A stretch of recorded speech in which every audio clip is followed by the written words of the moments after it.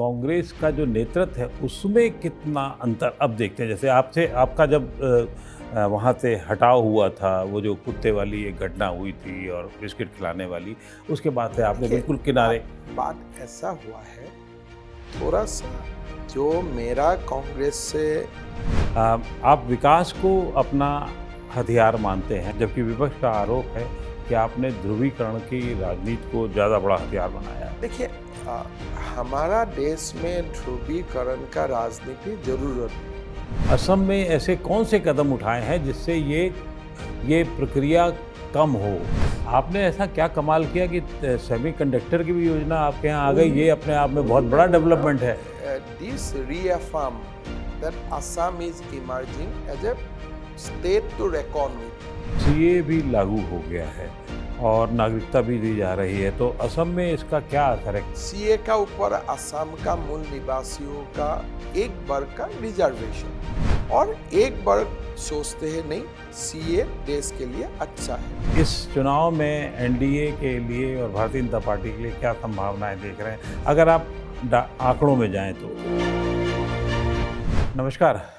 आज एक ऐसे राजनेता के साथ हैं जो बहुत प्रोग्रेसिव रहे हैं अपनी स्टेट के लिए, अपने काम के लिए, और बहुत कम उम्र में उन्होंने इतनी बड़ी जगह भारतीय राजनीति में बना ली है कि हर राज्य में उनकी डिमांड है। नाम है उनका हेमंत बिस्वा शर्मा जी, मुख्यमंत्री हैं, आप जानते ही हैं असम के। बहुत बहुत शुक्रिया सर, नवोदय टाइम्स पंजाब केसरी से बातचीत करने के लिए, समय निकालने के लिए आपको। अब तो आपको सर 9 साल हो गए भारतीय जनता पार्टी में आए हुए। कैसा परिवर्तन खास तौर से कांग्रेस और भारतीय जनता पार्टी की वर्किंग में कैसा दिखता है? देखिए, 9 साल बहुत लंबा समय होता है, और बहुत ज़्यादा निकट से पार्टी से एक जो संपर्क हुआ, इसलिए मैं भूल भी चुका हूँ धीरे धीरे कि मैं कभी कांग्रेस में था। 9 साल एक अपना जीवन आयु में 9 साल बहुत लंबा होते हैं। बहुत होता है। But to be in nutshell, BJP जो पार्टी है, एक राष्ट्र के लिए है, एक कलेक्टिव पार्टी है, फ्यूडलिज्म यहाँ में नहीं है। एक आप बोल सकते हैं कि एक फैमिली जैसा एक पार्टी है, घर में बैठ के ही सब कुछ बातें कर लो। एंड इन कॉन्ट्रास्ट, कांग्रेस इस काफ़ी सेंट्रलाइज पार्टी है। आप बार बार एक ही फैमिली का ऊपर ही उनको आप you have to keep on demonstrating your loyalty to one family every time every day. So एक फैमिली पार्टी और एक कार्यकर्ता का पार्टी का बीच में जो डिफरेंस होते हैं, वही मैंने देखा 9 साल में।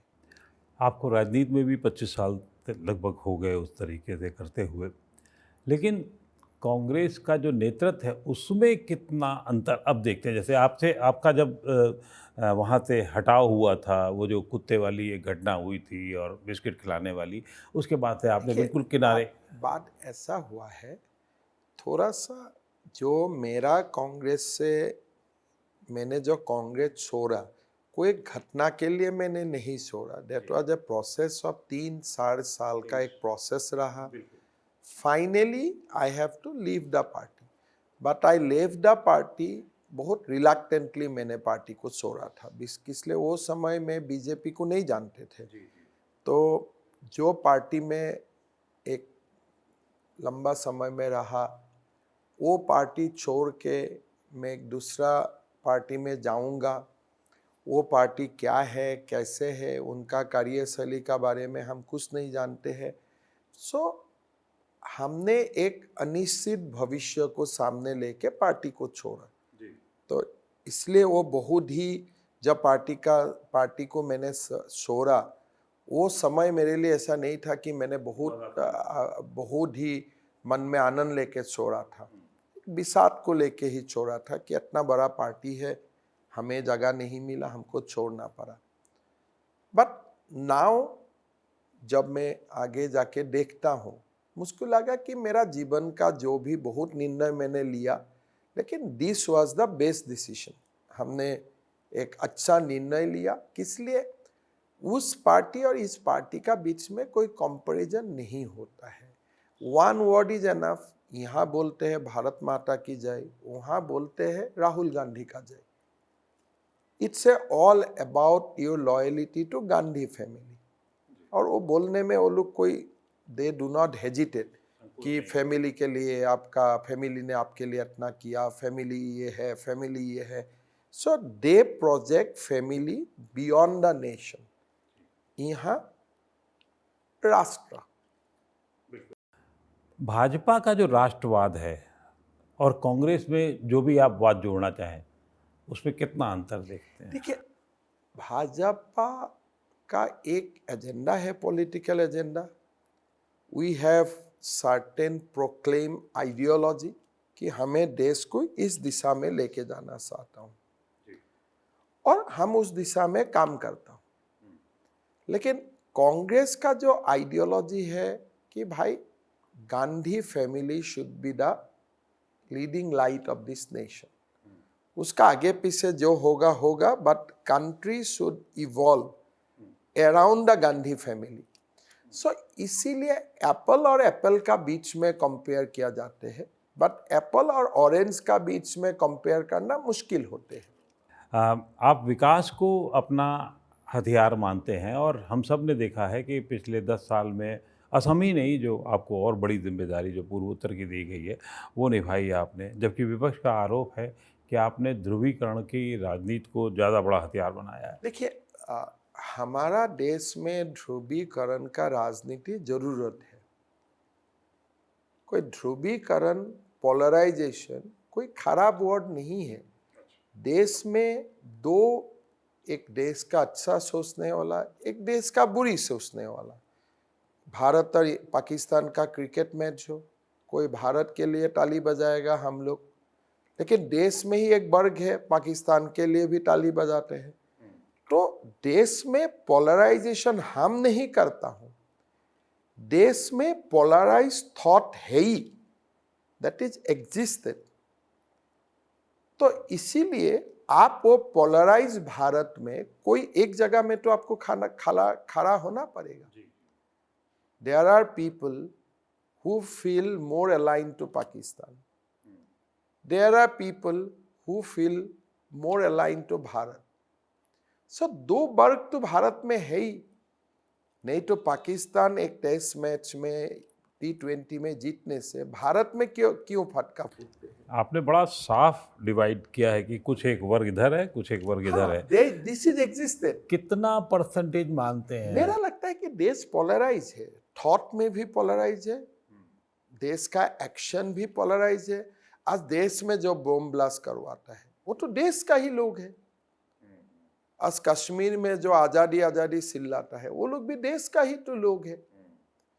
कर्नाटक में, बेंगलोर में जो बॉम्ब ब्लास्ट हुआ काफे में, वो तो हमारा देश का लोग ही किया है। So in our country two thought process is existed prior to independence, और अभी भी वो थॉट प्रोसेस है। And I think that will continue till you have a decisive leader। और एक थॉट को आपको बंद करना पड़ेगा। देखो, ये नहीं चलेगा। एक नेशनलिस्ट थॉट प्रोसेस को लाने के लिए आपको काम करना पड़ेगा। And you have to really dominate the other thought process. You have to be a, आपका जो थॉट है और वो जो थॉट है उनका ऊपर आपको हावी होना पड़ेगा। जब तक आप हावी नहीं होगा, खाली आप डिबेट ही करते रहेगा, तो पोलराइज डिबेट देश में होते ही रहेगा। उसमें मैं नहीं मानता हूं ये कोई अस्वाभाविक कोई चीज है। अस्वाभाविक नहीं है, लेकिन क्या ये प्रक्रिया लगातार चलती रहेगी या इसे कम होने की संभावना है? अभी कम होने का संभावना नहीं है। ग्लोबल सिचुएशन ही ऐसा नहीं है। बिकॉज पहले जब हमारा देश का शुरुआत हुआ था, गांधी जी ने कभी नहीं सोचा था कि ये देश में शरिया कानून का बात भी होगा। तो हमारा संविधान का जो शुरुआती दौर था, उससे आज देश ज्यादा पोलराइज है। देश पोलराइज है और देश में एक वर्ग ने अपना थॉट प्रोसेस को ही देश का डोमिनेंट थॉट प्रोसेस बनवाने के लिए कोशिश कर रहा है। डेमोग्राफी चेंजेज हो रहा है देश का। तो इसीलिए with the changing democracy in various parts of our country, anti national voice are now more prominent. वो लोग मेन स्ट्रीम में आ चुका है with the change of demography. तो जब भारत का स्वाधीन का समय 1947, केरला में Indian union of Muslim league, ये आज जो भाषा बोल रहे वो भाषा बोलने का उनका साहस नहीं था, लेकिन आज वो साहस उनका है, एंड देश में उनके लिए सपोर्ट भी है। तो ये साहस आता कहाँ से, सपोर्ट कहाँ से आता है? लेफ्ट से आते हैं, लेफ्ट इकोसिस्टम से आते हैं, कम्युनल फोर्सेस से आते हैं, पाकिस्तान से आते हैं, स्वराज से आते हैं, you know all this elements. आप बहुत गंभीर बात कह रहे हैं, लेकिन क्या ये ऐसे ही चलता रहेगा या ये धीरे धीरे दबेगा? दबाना पड़ेगा, दबाना पड़ेगा। हाँ, 10 साल बहुत छोटे समय है टू फाइट विथ आइडियोलॉजी। ये एक आइडियोलॉजी है, एक्सपांशनिस्ट आइडियोलॉजी है।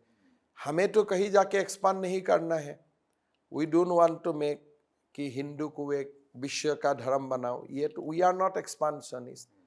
जब कोई एक्सपांशनिस्ट है, ये जो एक आइडिया है, इस आइडिया का खिलाफ लड़ने के लिए आपको काफी समय चाहिए। अच्छा बात यही है कि वो शुरू हो चुका है, इट स्टार्टेड। आपने क्या असम में ऐसे कौन से कदम उठाए हैं जिससे ये प्रक्रिया कम हो? कि ऐसा जब आप आइडियोलॉजी का बात करता हूँ, आइडियोलॉजी ऐसा बात नहीं है आप किसी को पकड़ में जेल में डाल दो। ये सब एक सोच होता है। सोच के लिए आप फाइट करते जाओ हर दिन, पॉजिटिव बात भी करो, आप एक्शन भी लो। और आज Assam is a much better place if you compare with the last 10 years। But एक आइडियोलॉजी का खिलाफ ये बात नहीं है कि भाई आप इसको बंद करो, जाके बाहर जाके आपको मैंने शासन दे दिया हो, ऐसा नहीं है। Even America is not able to stop that. आज इजराइल में चल ही रहा है, Iran Israel conflict, these ideas are getting more prominence. ये बढ़ रहा है, ये कम नहीं हो रहा है। Even in the universal landscape, global landscape and in the landscape of our country. But थोड़ा लास्ट 10 साल में ये दबा है, लेकिन एकदम खत्म हो चुका है ये नहीं है। ये इट्स ए लॉन्ग बैटल। क्या नॉर्थ ईस्ट इसकी एक प्रयोगशाला है, खासतौर से जिस तरीके से हमने असम के अलावा मणिपुर में देखा या और जगह भी देखा? असम, बंगाल, केरला एंड कश्मीर, ये 4 स्टेट हमारे जो स्वाधीनता का समय था पोस्ट 1947, ये सारों स्टेट इसका प्रयोगशाला बन चुका है। Manipur is a different case, दोनों ट्राइबल कम्युनिटी का बीच में फाइट है, ये इस धारा में नहीं आते, it is more localize. Assam, Paschim Bengal, Kerala and Kashmir, ये भारत का ये 4 स्टेट में डेमोग्राफी चेंजिंग फास्ट। हमारे जो लड़ाई है, ये लड़ाई बहुत ज़्यादा शार्प हो रहा है वहाँ में, ये बहुत आमने सामने हो चुका है, उसका परिणाम भी है देश का सामने। और I think this fight is going on and it will be on for quite some time. आपने पिछले 3 साढ़े 3 साल से जब से काम संभाला है, तब से बहुत सारे, एक फ्रंट आपका ये है जो अभी हम लोग बात कर रहे हैं, दूसरा फ्रंट आपका डेवलपमेंट का है। वहाँ आपने सामाजिक रूप से, आर्थिक रूप से, राजनीतिक रूप से क्या परिवर्तन किए हैं जिससे? देखिए, मेरा बारे में आपको बता नहीं सकता हूँ कि मैं ये किया हूँ, बट इतना ही मैं आपको बताता हूँ कि आज हमारे देश का जितना भी स्टेट्स है, हर इंडेक्स में आप देख लीजिए, Assam is emerging as a big power. हर स्टेट में क्राइम में देखिए, डेवलपमेंट देखिए, जीएसडीपी देखिए, जीएसटी देखिए, इन्फ्लेशन देखिए, सब चीज को अगर इंडस्ट्रियलाइजेशन का फैक्टर देखिए, एम्प्लॉयमेंट देखिए, रोजगार देखिए, एग्रीकल्चरल आउटपुट देखिए, सारे जो इकोनॉमिक, सोशल एंड एडमिनिस्ट्रेटिव जो भी आपका यार्डस्टिक है, if you apply all those yardstick, आपको ये देखने मिलेगा कि last 3 years Assam is emerging as a major powerhouse among the states. आपने ऐसा क्या कमाल किया कि सेमीकंडक्टर की भी योजना आपके यहाँ आ गई? ये अपने आप में बहुत बड़ा डेवलपमेंट है। This reaffirm that Assam is emerging as a state to reckon with. शांति आया असम में, टोटल पीस। असम ने प्रोग्रेस का रास्ता सुना। असम में सोविनिज्म का साथ लड़ाई किया। We came out of that. So Assam has started many, अच्छा काम असम में शुरू हुआ और लोगों का कोऑपरेशन भी है। Assam was known for agitation, known for blast, known for firing, known for everything, but today Assam में कुछ नहीं होता। बिल्कुल सही कह रहे हैं आप। आपको क्या लगता है कि पूर्वोत्तर में एक ऐसा कौन सा बड़े मुद्दे रह गए हैं जिसका अब अगले 5 साल में इस्तेमाल होगा? देखिए, पूर्वोत्तर में बड़ा मुद्दा 2 लेवल में है। पूर्वोत्तर बोलने से हमारा देश का लोगों को थोड़ा सा और क्लैरिटी चाहिए। पूर्वोत्तर का बाकी प्रदेश और असम 2 डिफरेंट पोजीशन है। तो पूर्वोत्तर का बाकी स्टेट्स में असम जो प्रॉब्लम झेल रहा है वहाँ वो नहीं है, because of various safeguards, constitutional safeguards of land, बहुत सारे विषय के लिए। डेमोग्राफी, वही बोल रहा हूँ मैं कि 2 states are protected to a large extent. Article 371 है, काफी कुछ चीजें हैं, लेकिन वहां में भी विकास एक इशू है। हमारे असम में विकास भी इशू है और आइडेंटिटी भी इशू है। आपका मूल निवासियों को हर दिन लड़ना पड़ता है अपना आइडेंटिटी के लिए। उसका सब इश्यूज बहुत होगा जो एक इंटरव्यू में बोलना, it's a big research paper है, बट मैं इतना ही बोलूँगा कि Assam has a problem of development and identity, assertion of its identity. बाकी नॉर्थ ईस्ट का स्टेट में विकास ही समस्या है। बिल्कुल सही कह रहे हैं आप। आपने बेरोजगारी की बात भी की, लेकिन डाटा तो कुछ और तरीके का बताते हैं कि शायद वो ज़्यादा बढ़ा है, ऐसा कुछ है? नहीं, मेरा आज का दिन में हमने जो 3 साल में मेरा अभिज्ञता है कि मेरा पास 12 लाख अनएम्प्लॉयड यूथ है। और ये 12 लाख अनएम्प्लॉयड यूथ को कहीं ना कुछ रोजगार देने के लिए हमने एक प्लान बना के काम आगे कर रहा हूँ। 1 लाख मैंने सरकारी नौकरी दिया। इंडस्ट्रियलाइजेशन काफ़ी बढ़ रहा है, वहाँ में भी 1 लाख नौकरियाँ निकालेगा। 2 लाख करके मैं इंटरेस्ट फ्री लोन दे रहा हूँ लोगों को, 2 लाख लोगों को 4 लाख हो जाएगा। So I have a plan to address up to 6 lakh in this 5 years। ये सीए भी लागू हो गया है और नागरिकता भी दी जा रही है, तो असम में इसका क्या असर है? क्या कोई अभी भी वही है जो आप पहले बात कह रहे हैं कि डेमोग्राफी की वजह से? असम में एक जो हमारा एक मूल निवासियों ने सीए का ऊपर असम का मूल निवासियों का एक वर्ग का रिजर्वेशन है, और एक वर्ग सोचते हैं नहीं, सीए देश के लिए अच्छा है। एक कॉन्ट्राडिक्शन है, लेकिन हम लोगों ने डिसाइड किया हो, let this contradiction be resolve by the supreme court. Supreme court में केस चला है, हमारा ही कोई लोग आके सुप्रीम कोर्ट में केस डाला है अगेंस्ट सीए, कोई लोग एफिडेविट डाला है in support of CAA. Debates is there, debate भी चलता है, लेकिन हम ये निर्णय लिया हूं कि इस विषय के लिए हम असम में अशांति नहीं लाऊंगा।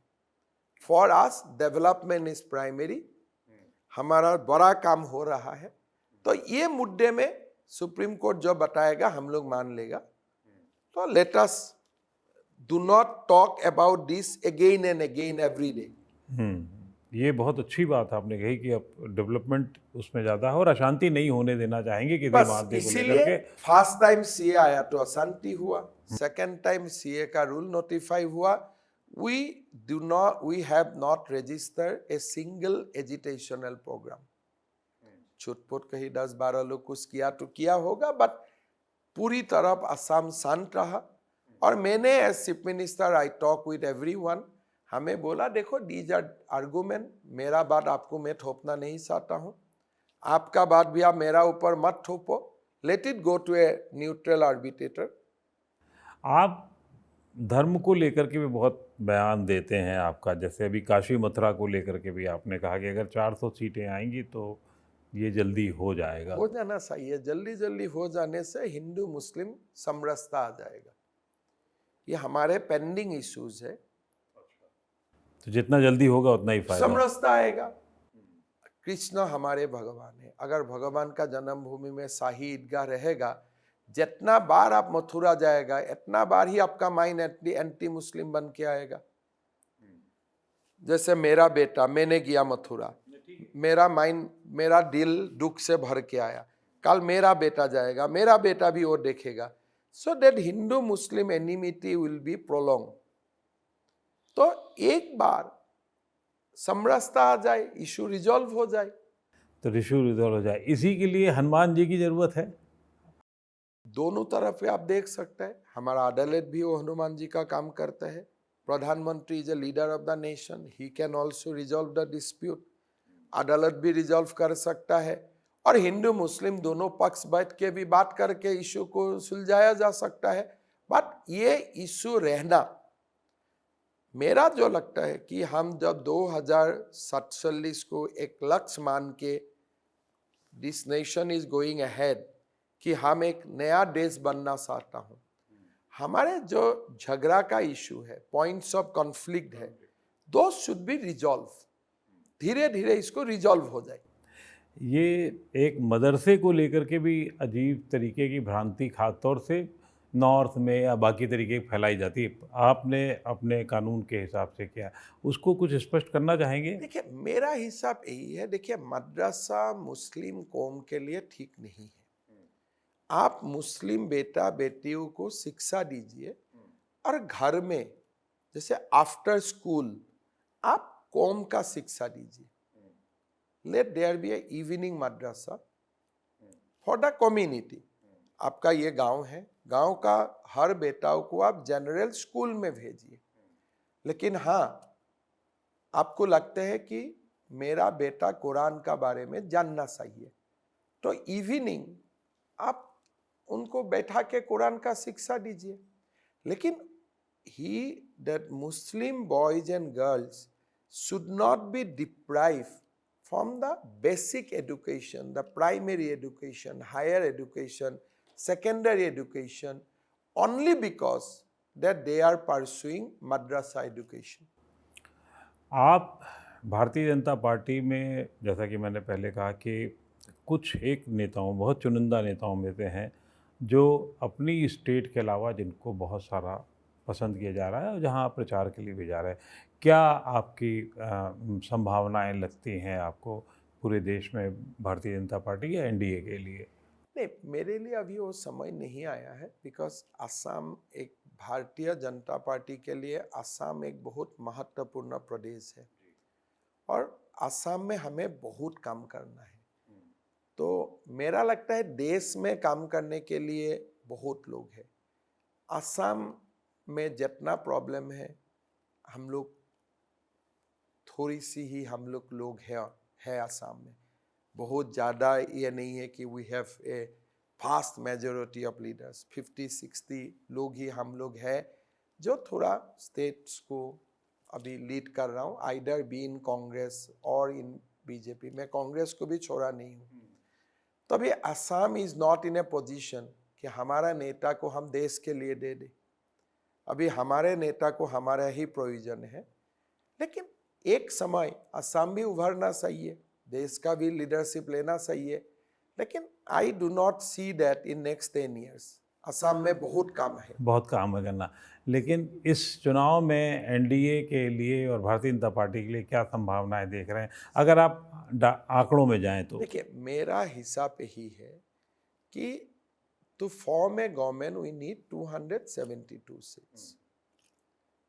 एक हमने लक्ष्य रखा कि 67 तक हमें जाना चाहिए। सरकार बन रहा है, कंफर्टेबल सरकार बन रहा है, लेकिन 67 जाएगा कि नहीं जाएगा, और विल बी शॉर्ट ऑफ 20, और विल बी +10 और +20।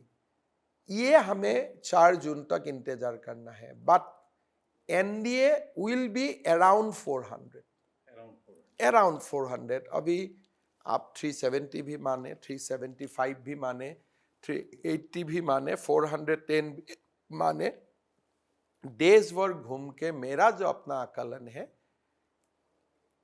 NDA will be somewhere around 400। एक अंतिम सवाल और बड़ा वो है, रोचक भी है। दिल्ली के मुख्यमंत्री केजरीवाल साहब ने आपको कुछ दिनों पहले भोजन पे बुलाया था। मैंने चिट्ठी भी लिखा उनको, बुलाइए मुझको। गुवाहाटी में बोला कि आपको बुलाऊंगा। देन आई रिपीटेड दैट कि I am waiting for that invitation, it never came. किस लिए? अभी उन्होंने जो शीश महल बना लिया, उसमें हमें वो नहीं बुलाएगा। अब बुलाएगा अभी तो बोलेगा बाहर में ही मोबाइल रख के आइए, जो मैं करने वाला नहीं। तो इसलिए मेरा नहीं लगता है कि that invitation will ever come. कब आएगा? चलिए, बहुत बहुत शुक्रिया सर आपको, नवोदय टाइम्स पंजाब केसरी के लिए आपने समय निकाला और बातचीत की। बहुत बहुत आपको शुक्रिया। भी, आप आसाम के लिए इतना रुचि रखा है, आसाम का न्यूज़ भी फॉलो किया है। बहुत बहुत धन्यवाद।